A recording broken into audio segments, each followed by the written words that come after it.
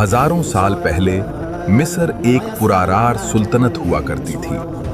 वहाँ एक ऐसा फिरौन था जो खुद को सबसे बड़ा ताकतवर समझता था।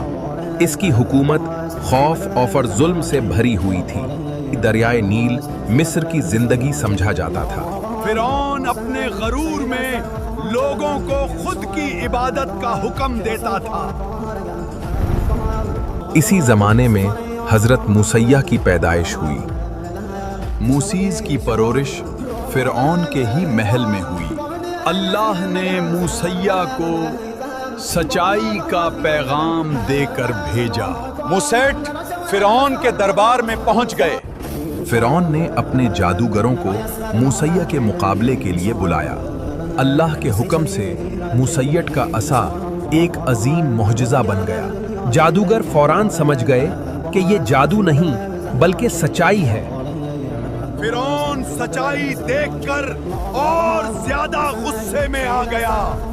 मिस्र पर मुख्तलिफ अजाब नाजिल होना शुरू हो गए। मूसा अबहाद अपनी कौम को लेकर मिस्र से निकल गए। सामने समंदर था और पीछे फिरौन की फौज।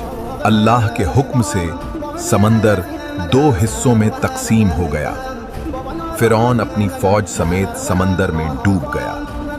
कुरान के मुताबिक फिरौन की लाश महफूज रखी गई। मिस्र के बादशाहों की ये कहानी आज भी इंसान को गरूर से बचने का सबक देती है।